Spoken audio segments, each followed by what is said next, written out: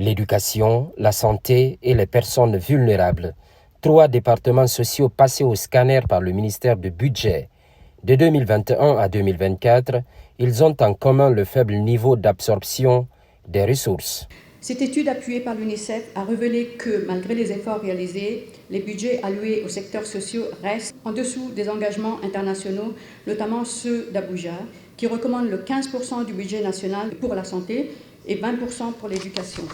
Sur cette base, la pertinence de cet atelier est évidente. Une allocation conséquente qui n'est pas suivie d'une absorption efficace est en substance un engagement non tenu. Ces obstacles sont souvent multiples. Pour nous, ça s'appelle lourdeur administrative, insuffisance de capacités techniques ou encore complexité des procédures de passation des marchés.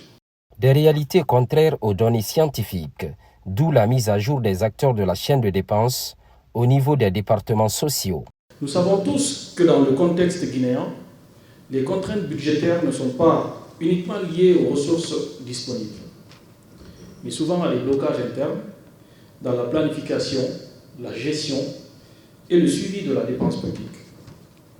Ainsi, notre démarche propose sur une approche à la fois diagnostique et prospective, et il s'agit aussi de comprendre les causes profondes des faibles taux d'exécution pour concevoir des solutions réalistes, adaptées et durables. Par ailleurs, l'exécution du budget est en deçà des attentes, un autre défi à surmonter dans les 3 secteurs sociaux. Pour que cette transformation profite effectivement et équitablement à tous, il est impératif que les ressources publiques générées soient orientées vers le renforcement du capital humain à travers un investissement social massif et efficace. C'est pourquoi la question de l'efficacité de la dépense sociale se situe aujourd'hui au cœur des priorités du ministère du Budget. Notre rôle n'est plus seulement d'allouer des crédits, mais d'en garantir l'exécution efficiente, équitable et transparente. Les échanges se feront sans filtre.